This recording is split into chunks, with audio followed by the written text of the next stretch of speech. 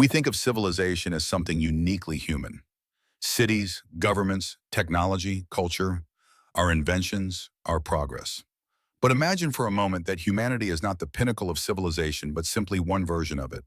Just below us, in gardens, fields, and forests, there exists another world. A world that hums with industry, order, and purpose. A civilization older than our species by nearly 100 million years, larger than us by numbers beyond imagination, and yet completely unaware that we even exist. They have no electricity, no metal, no words, and yet they've built cities that never sleep, governments that never collapse, and societies that have endured every extinction event that ever reshaped the earth. They do not write history, but they have lived it longer than we have dreamed of it. Their civilization moves not with machines, but with wings. It breathes through millions of tiny bodies that act as one, pulsing like a single living organism. They are not aliens from another planet. They are bees. To us, bees are small, simple creatures.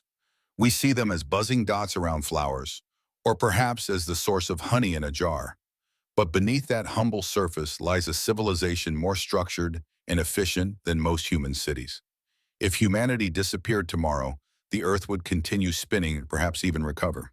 But if the bees disappeared, everything we depend on, our food, our forests, our future, would collapse within years. In the time it takes you to watch this video, bees will have pollinated billions of flowers. Every second, across every continent except Antarctica, bees are weaving invisible threads that hold ecosystems together. They are the silent engineers of life, the unacknowledged architects of abundance. Every fruit, every seed, every blossom, they are all chapters in a story that bees have been writing with pollen and patience for over 100 million years. Their population outnumbers us by 3 million times. Humanity is roughly 8 billion. The global bee population is estimated at 20 quadrillion, 20 million, billion individual lives. Together, they outweigh us by nearly 5 times. Think about that for a moment. The combined biomass of these tiny insects surpasses that of all humans on Earth. In sheer presence, they are the dominant civilization. Each hive is a city in miniature, a pulsing organism made up of tens of thousands of individuals, each fulfilling a specific duty. Inside, there are workers, soldiers, nurses, builders, foragers, and at the center of it all, a single queen, the mother of an empire. They communicate without words, cooperate without laws, and thrive without leaders. Their order is not enforced by power, but by instinct, refined and perfected over millions of generations. To understand their world, you must imagine a society where no one works for themselves, where every movement, every decision, every breath serves the greater good. Inside a hive, there is no concept of I. There is only we. And yet, within that collective unity, every bee performs a role as precise as clockwork. The queen is born for one purpose: to reproduce. She is the beating heart of the hive, the biological engine that keeps the city alive. But her reign is not one of power, it is one of necessity. She does not command, she is tended to. Her only task is to lay eggs, thousands every day, each one placed perfectly within the hexagonal walls that her workers have built. The workers, all sterile females, are the lifeblood of the colony. They clean, build, feed, defend, and when the time comes, die for their hive without hesitation. Their efficiency is staggering. A single hive of 50,000 bees can pollinate millions of flowers each day, gathering nectar and pollen to sustain their population. Over a lifetime, a single bee will produce just 1/12 of a teaspoon of honey. It seems insignificant until you realize that entire hives working in perfect harmony can generate hundreds of pounds of it. Honey to them is not luxury, it is survival. What makes their civilization truly remarkable, however, is not the honey they make, but the order they maintain. There is no rebellion, no corruption, no chaos. When a queen grows weak, her subjects quietly replace her. When food runs low, the colony adjusts its numbers. When danger comes, soldiers give their lives to protect the hive, knowing their sting will kill them. Death is not tragedy, it is contribution. And yet, despite their unity, bees are not emotionless automatons. They are sensitive, even fragile. They can sense fear, smell chemicals in the air, and detect the faintest changes in temperature. Their communication system, known as the waggle dance, is one of the most sophisticated nonverbal languages known in the animal kingdom. By wiggling their abdomens in precise angles and rhythms, They tell each other where to find flowers, water, or shelter. In a sense, they speak in geometry, each movement encoding distance, direction, and abundance. Through this dance, bees make collective decisions. They vote. When a hive becomes overcrowded, scouts are sent out to find new homes. They return performing their dances to propose different sites. The rest of the colony observes, compares, and eventually reaches a consensus. Only when the decision is unanimous do they move. It's democracy without debate, instinctive, efficient, and incorruptible. Imagine if human societies function that way. No corruption, no politics, no ego, just collective intelligence working toward survival. It's unsettling to realize that these tiny creatures have mastered something we still struggle with: balance between individuality and unity. From the outside, a hive seems like chaos, thousands of insects crawling over each other, buzzing without pause. But look closer and you'll see choreography. Every wing beat, every movement is purposeful. There are janitors cleaning cells, nurses feeding larvae, builders sculpting new combs, guards stationed at the entrance, and foragers returning with golden dust on their legs. Each job flows seamlessly into the next as bees age. A worker begins life cleaning and nursing, then graduates to building and defending, and finally in her last days becomes a forager, the most dangerous and exhausting role of all. It's a complete life cycle of service ending in sacrifice. When her wings fray and her body weakens, a forager will not return to the hive to die. She will drift away quietly, sparing her sisters the burden of disposing of her body. It is the purest form of altruism. The hive itself is a miracle of engineering. Each comb is a perfect hexagonal lattice mathematically optimized to store the maximum amount of honey with the least amount of wax. Humans invented 3D printing only decades ago. Bees have been doing it for millions of years. The wax is secreted from glands on their abdomens, molded with precision by their mandibles, and arranged at an angle so perfect that even a drop of honey never spills. From the outside, bees appear simple, but inside the hive lies complexity that rivals the human brain. Every bee contributes to a feedback system: temperature, humidity, pheromones, all balanced automatically. If the hive grows too warm, thousands of wings begin to fan in unison, ventilating the air. If it grows too cold, they cluster together, vibrating their flight muscles to generate heat. The entire structure behaves like a single living organism, breathing, thinking, and adapting. We are used to thinking of intelligence as something individual, a brain and a mind. But bees challenge that notion. Their intelligence is distributed, decentralized, and collective. No single bee knows the plan, and yet together they execute it flawlessly. As night falls, the hive glows with warmth, a heartbeat of life inside the hollow of a tree. Outside, the world rests, but the hive never truly sleeps. Somewhere deep within that humming city, the queen lays another egg. The workers pass another drop of nectar from mouth to mouth, and the rhythm continues unceasing, ancient, and absolute. Theirs is not just a species, it's a civilization.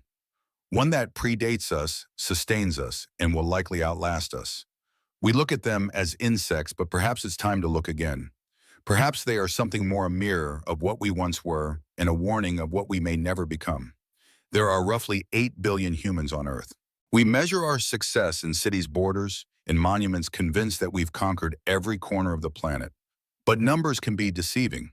Somewhere between the cracks of our cities, under the petals of wildflowers, and deep within the soil, lives a nation that dwarfs our own.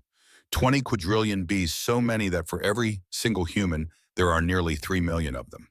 If you gathered every human and every bee on Earth and placed them on opposite scales, their side would sink first. Their total mass outweighs us by more than 5 times. Imagine every skyscraper, every mountain of steel and concrete, and every grain of rice we've ever grown, all dependent in some invisible way on their fluttering wings. But bees aren't a single people. They are 20,000 species scattered across every continent except Antarctica. Some live in vast colonies. Others are solitary wanderers, living and dying in silence. The smallest is Perdita minima, barely 2 millimeters long, so small it could rest comfortably on the letter O in this sentence. The largest Megachile Pluto is the size of a human thumb, with jaws like a stag beetle and wings that shimmer like metal. Both belong to the same ancient order, two opposite poles of an empire that spans the earth. No one knows exactly how many bees there are.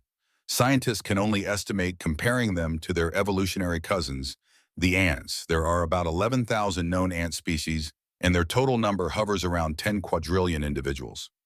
Bees with twice as many species could easily double that. Their combined population is almost incomprehensible, 20 million billion individuals. We can't visualize a number that large, but we can try. If each bee were a single grain of sand, their civilization would fill every beach on Earth and spill into the seas.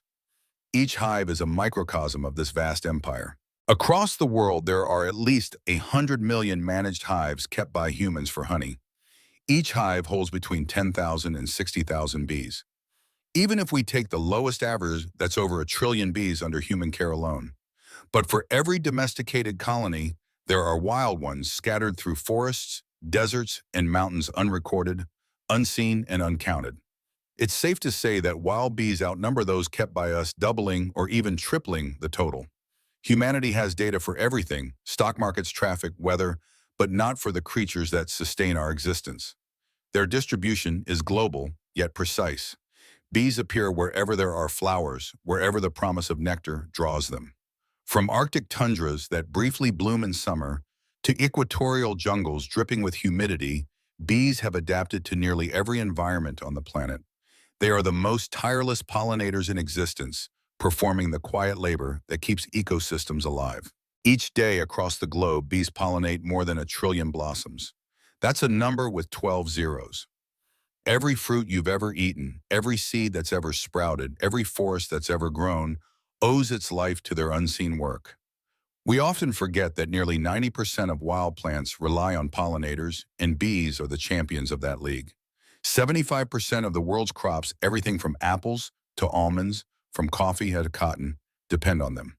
If bees disappeared, wheat and corn would still grow, but most fruits, vegetables, and nuts would vanish within seasons. Without them, fields would wither, animals that depend on those plants would starve, and soon enough so would we. The world would lose not only color but structure, the scaffolding of life itself. Albert Einstein once said that if bees vanished from Earth, humanity would have only 4 years left to live. It wasn't entirely accurate scientifically, but it wasn't far off either. The collapse would be slow at first, a subtle decline in harvests, a rise in prices, the disappearance of familiar foods. Then the chain reaction would begin.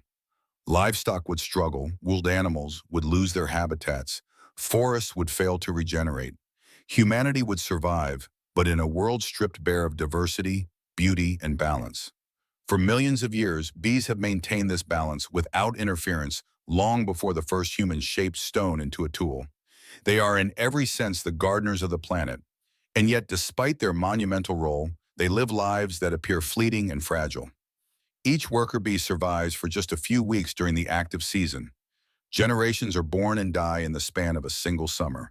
And yet the hive itself endures, reborn endlessly through cycles of reproduction and swarming, as if the hive, not the individual, is the true organism.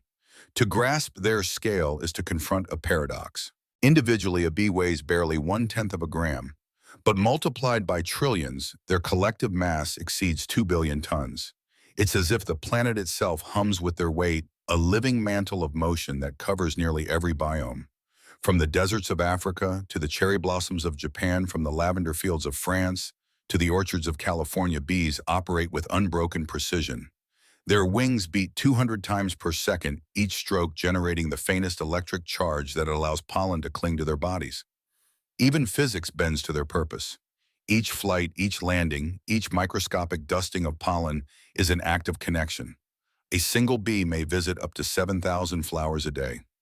Multiply that by billions of bees, and you get a choreography of life that never stops, 1 trillion tiny bridges built between plants in the future. When we see a meadow in bloom, we are not witnessing chaos. We are witnessing architecture, an invisible city designed and maintained by wings. Bees don't just survive within the natural world. They shape it. Their pollination patterns dictate where forests spread, how crops yield, and how ecosystems recover after disasters. Remove them and nature loses its rhythm. The world might continue, but its melody would fade. Yet the most extraordinary thing about bees is not how many there are, but how little we truly understand them. For all our satellites, supercomputers, and genetic databases, we still cannot calculate their exact numbers or predict their collective behavior. We know more about the surface of Mars than we do about the total population of bees on Earth. This is not a failure of science, it is a reflection of their vastness. They exist in numbers too large to count in systems too intricate to map. They move through time and space as one organism, fluid, adaptable, eternal. Even our data-driven age cannot fully capture their empire. The next time you see a bee hovering near a flower, try to imagine what you're really looking at. Not a single insect, but an ambassador from a civilization older than dinosaurs, vaster than humanity, and more crucial to life than most of us realize. They have no armies, no governments, no language as we know it, and yet they maintain the stability of an entire planet. We often say that humanity is the dominant force on Earth, but the truth is simpler and far more humbling. Our survival depends on a species that doesn't even notice us. To understand the genius of bees, we must look closer, so close that the world begins to blur into movement and color. A single bee, viewed through a macro lens, looks like something designed rather than born. Every part of its body is engineered for precision, every detail fine-tuned by evolution's patient hand. Nature rarely builds such perfection twice. A bee's body is a masterpiece of efficiency. Its outer shell, a chitinous exoskeleton, is both armor and framework. The same material that gives mushrooms their cell walls also forms the bee's outer skin. It is light, flexible, and strong, a miracle of biological engineering that allows them to lift up to 40 times their own weight. To put that in human terms, it's like a person carrying a grand piano through the air for miles without rest. The bee's body is divided into three primary sections: the head, thorax, and abdomen. Each performs a vital function, each dependent on the others. The head is a sensory array, a fusion of sight, smell, and taste. The thorax is the powerhouse, housing the muscles that drive the wings. The abdomen is the command center for digestion, reproduction, and defense. Together, they form a system that functions like a single living machine. On the head are 5 eyes. 2 large compound eyes dominate the sides, each containing around 5,000 tiny lenses known as facets. These are not eyes as we understand them. They don't see sharp outlines or shapes, but patterns of light, motion, and color. Through them, a bee can detect the flicker of a flower petal in the wind or the subtle shimmer of ultraviolet markings invisible to us. Those markings act like runway lights, guiding the bee directly to the nectar source. Between the compound eyes sit 3 smaller eyes called ocelli. These simple eyes detect light intensity and help the bee navigate the sun's position. Even on cloudy days, they can sense polarized light waves vibrating in a specific direction. With that skill, they read the sky as if it were a map. They don't need GPS or landmarks. The sun itself is their compass, its hidden light their North Star. But vision is only one sense in their arsenal. The bee's antennae are its true instruments of perception. Long and jointed, they are more than feelers. They are chemical detectors of astonishing sensitivity. Each antenna contains thousands of sensory pores capable of identifying pheromones, temperature, humidity, even carbon dioxide levels. Through these invisible signals, a bee can recognize members of its colony, detect intruders, and interpret the mood of the hive itself. If humans perceive the world through sight and sound, bees perceive it through scent and vibration. Where we speak with words, they communicate in molecules. When a bee finds a field of flowers, it returns home carrying not just nectar, but information embedded in its scent. The hive smells, it decodes it, and prepares for action. A chemical whisper becomes a collective decision. Their mouthparts are another marvel of adaptation. A narrow upper lip, powerful mandibles for biting and shaping wax, and a long, flexible proboscis, a tongue that can extend to lap up nectar or suck it like a straw. To feed the bee alternates between lapping and sucking, adjusting its method depending on the viscosity of the nectar. It's a system as elegant as any machine, capable of switching between modes in milliseconds. The thorax, the bee's chest, is a compact engine room. Inside are the flight muscles, massive for the insect's size, making up nearly a third of its total body weight. The bee's wings, 4 in total, are attached here. 2 larger forewings and 2 smaller hindwings lock together during flight using tiny hooks moving as one seamless surface. Each beat propels the bee forward with extraordinary control.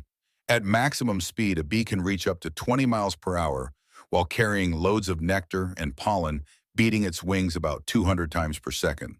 The sound of that effort, the iconic buzz we hear, is the symphony of labor, the vibration of a living engine.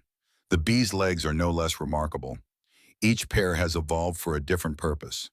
The front legs groom the antennae, keeping them clean for accurate sensing. The middle legs serve as stabilizers, gripping surfaces and brushing pollen from the body.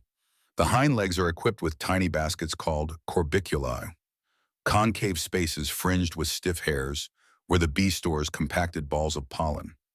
With every landing, the bee brushes its body with specialized combs, gathering the golden dust that clings to it and packing it into those baskets, mixing it with a drop of saliva and nectar to hold it together. When a forager returns home, those baskets are full miniature cargo holds glowing with color. Each flight is a feat of physics. The bee's wings are not simple flappers.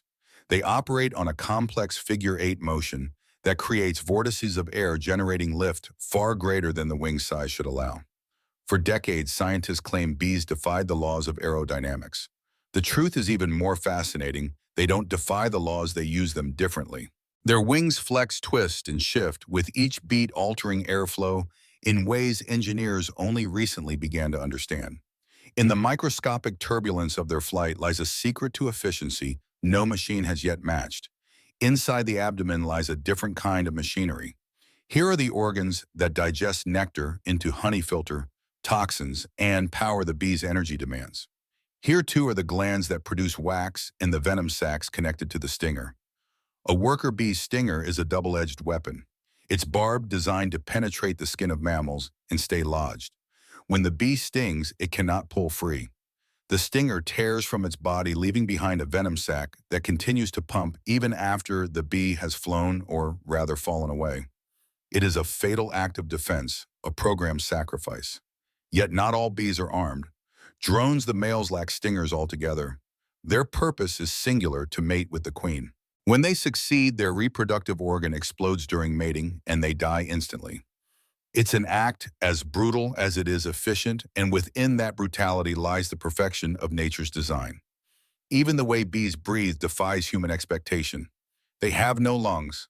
Instead, they draw air through tiny openings called spiracles along their bodies. Oxygen flows through an internal network of tubes directly to their tissues. It's silent, efficient, and constant, a breathless kind of breathing that suits creatures always in motion. Everything about a bee's body is built for its role in the hive. Worker bees are smaller, lighter, and more agile, optimized for labor. Queens are larger, their abdomens swollen with reproductive organs. Drones are bulkier, their huge eyes designed to spot queens in flight. Each variation is a precise answer to the demands of survival. And yet, despite all this complexity, a bee has no consciousness of itself. It does not ponder its purpose, fear death, or dream of rest. Its perfection lies in its simplicity. The body is merely the tool. The hive is the being. A bee is to the hive what a neuron is to the brain: tiny, specialized, and essential.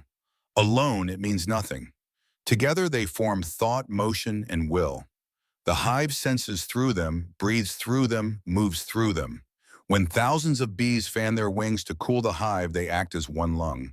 When they vibrate to generate heat in winter, they act as one heart. When they defend the entrance against an intruder, they act as one body. It is collective biology, millions of tiny parts forming a single greater whole. Evolution has crafted this design over 100 million years through cataclysms that wiped out giants. Dinosaurs fell, bees endured. Continents split. They adapted. Empires rose and collapsed. They never noticed. The same body plan, the same purpose, the same unbroken rhythm has carried them through epochs. When you see a bee hovering beside a flower, you're not just seeing an insect. You're seeing an ancient machine in motion, a relic of perfect design. Its body is the memory of the earth itself, sculpted by time and pressure into a shape that works flawlessly.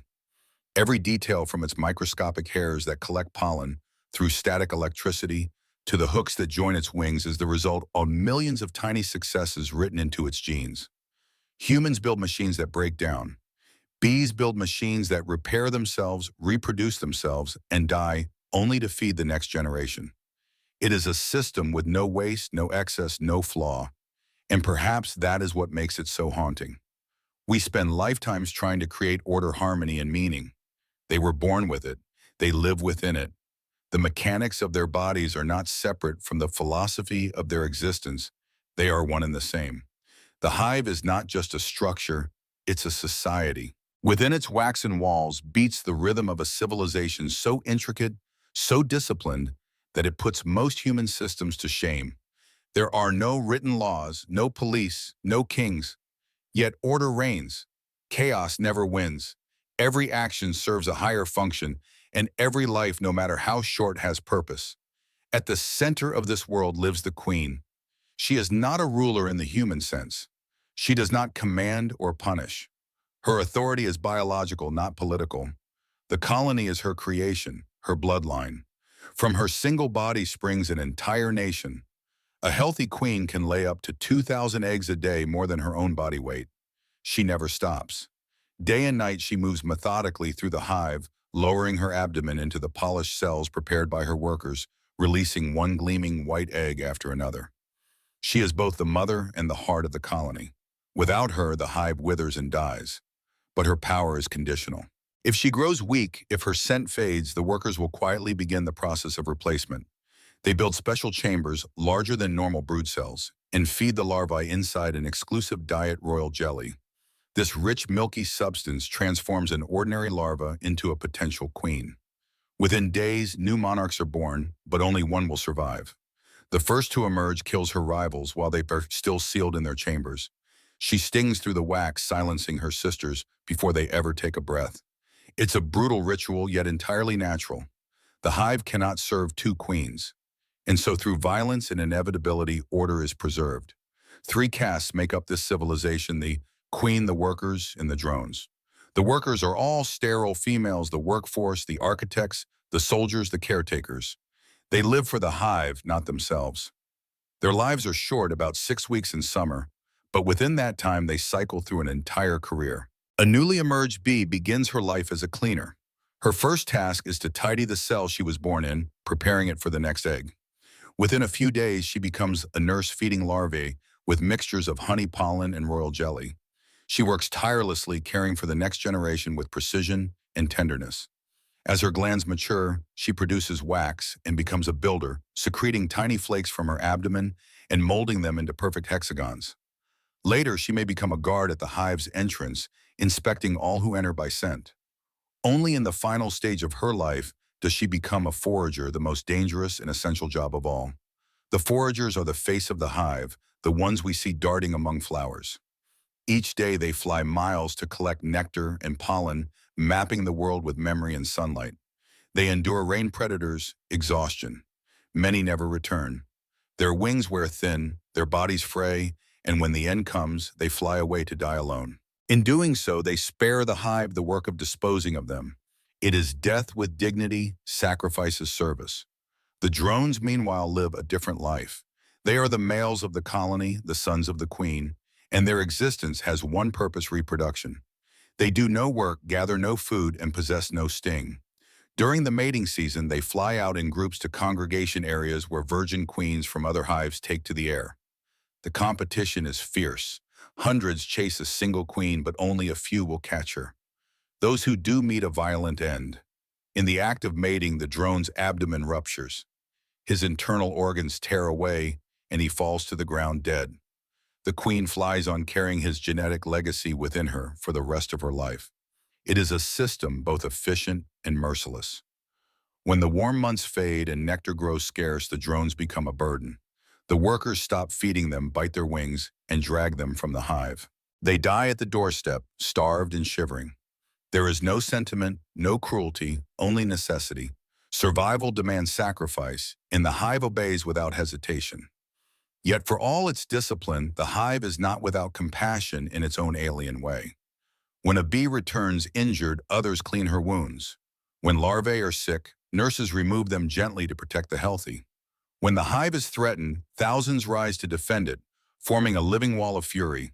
Their stingers are their swords, their lives, their currency. A single bee's sting means her death, but hundreds will fall if it keeps the colony alive. When danger approaches a bear, a bird, even a careless human, the first defender releases an alarm pheromone that smells faintly of ripe bananas. Within seconds, the hive erupts into a coordinated assault. To us, it looks chaotic. To them, it's strategy.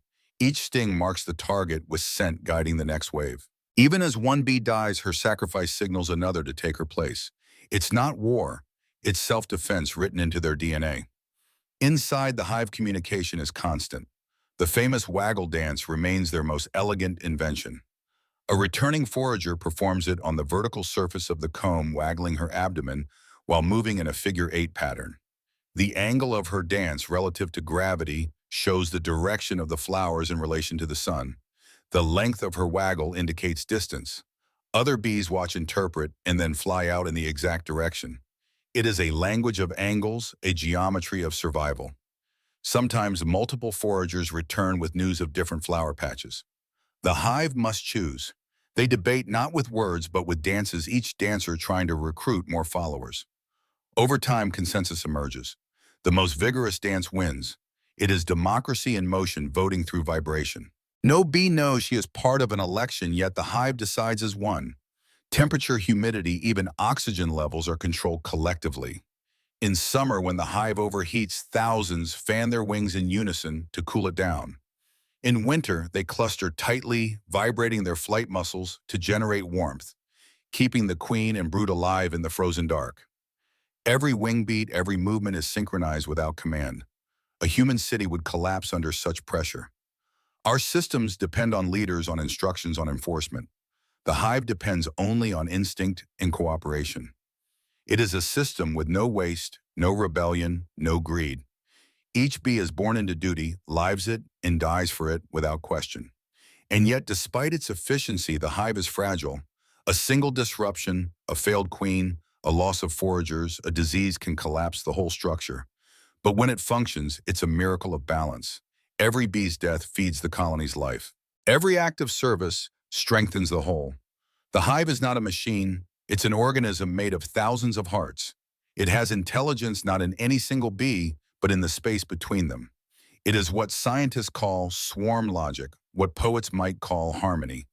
It is life at its most communal, and perhaps its most profound. At night, when the fields fall silent, the hive hums softly with its own heartbeat. Inside, the workers tend to their duties.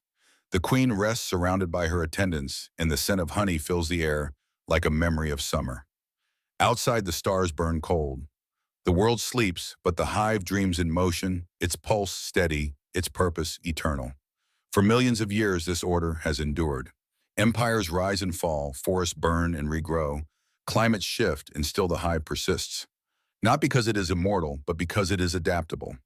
Every generation rebuilds the same structure, renews the same purpose, and passes it on. It's easy to think of bees as simple creatures driven by instinct. But when you look closer, you see something more. You see a civilization that functions not through dominance, but through devotion, not through power, but through unity. They have achieved what humanity still struggles to find: a society where selflessness is not a virtue, but the very foundation of life. Winter is the great equalizer. It tests every living thing on Earth, and for the bees, it is the longest night of the year stretched across months. The fields grow barren, flowers disappear, and the air turns sharp with cold. To survive, the hive must transform. The busy city of summer contracts into a single trembling mass of life, a sphere of warmth in the middle of emptiness. They call it the winter cluster. Tens of thousands of bees huddle together, vibrating their flight muscles to generate heat. The queen is kept at the center, surrounded by her workers, protected by their bodies. The outer layers of the cluster freeze and die, but their deaths preserve the life within. The inner bees move outward to replace them, and the dead are replaced by the living in an endless, wordless rotation. It is a quiet choreography of sacrifice and renewal, a living heartbeat against the cold. Inside this breathing ball of life, time slows. The hum of summer is gone, replaced by the low vibration of endurance. Each bee holds its waste instead, refusing to soil the hive, waiting for spring to come. For months, they survive on the honey they stored, on the labor of generations that have already turned to dust. The hive becomes a monument to memory, to work done in faith that warmth will return. When the first light of spring pierces the cold, the survivors emerge ragged, thinned, but alive. They cleanse the hive, bury the dead, and begin again. The queen resumes her endless rhythm of laying the workers rebuild what was lost, and life unfolds once more. This cycle has repeated for over 100 million years. Dinosaurs rose and vanished, glaciers advanced and retreated, forests burned and grew again, and still bees endured. It is difficult not to see something transcendent in that. We call them insects, but they are more than that. They are archivists of time, witnesses to evolution's slow turning. Their memory is not written in words, but in rhythm, in the endless repetition of what works, what sustains, what endures. Every human empire, every technological marvel, every cultural achievement we celebrate, none have lasted as long or functioned as perfectly as a beehive. We pride ourselves on intelligence, but intelligence often breeds arrogance. The bees have something rarer balance. They take what they need, nothing more. They waste nothing, destroy nothing, without reason, and give back more than they take. Every flower pollinated, every seed formed, every fruit grown, each is a quiet act of generosity. And yet they have no awareness of us. To them, we are irrelevant giants made of smoke and noise, blundering through their fields, poisoning their skies, stealing their honey. They do not fear us, not truly. They simply adapt the way they always have. Our world is loud, filled with the roar of engines, the flicker of screens, the hum of ambition. Theirs is silent, ancient, incomplete. If they could see us in the way we see them, if they could comprehend our cities, our wars, our greed, they might not be impressed. In their world, no one hoards wealth, no one kills for power, no one takes without giving. Their society is not perfect by design, but by necessity. It exists because it must. And perhaps that is why it works. There is something profoundly humbling about standing near a hive. The sound is steady and alive, a soft vibration that seems to pulse through the air itself. It feels like listening to the earth's own heartbeat. To the untrained ear, it is just noise. To those who listen, it is a hymn, a song of purpose, of connection, of life in perfect order. We are quick to call our species the most advanced, but maybe advancement is not about control or intelligence or invention. Maybe it is about harmony. Bees live in balance with everything around them. They transform sunlight into sweetness, chaos into order, death into life. They serve the whole and the whole serves them. No contracts, no religion, no ideology, just instinct turned into beauty.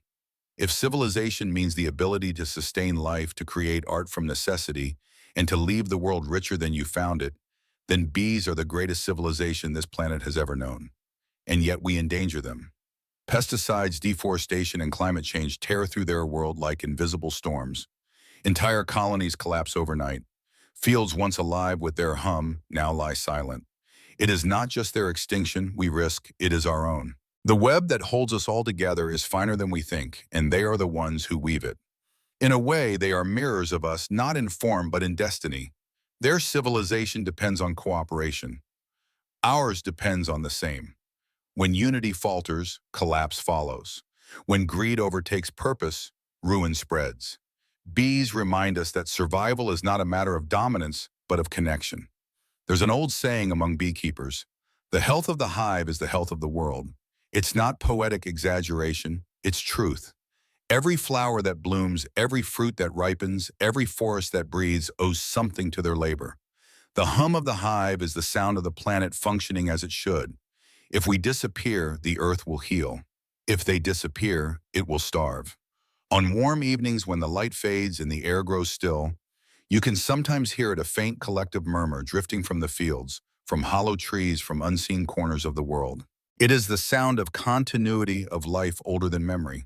It is the sound of bees still at work, unaware of the civilizations that rise and fall above them.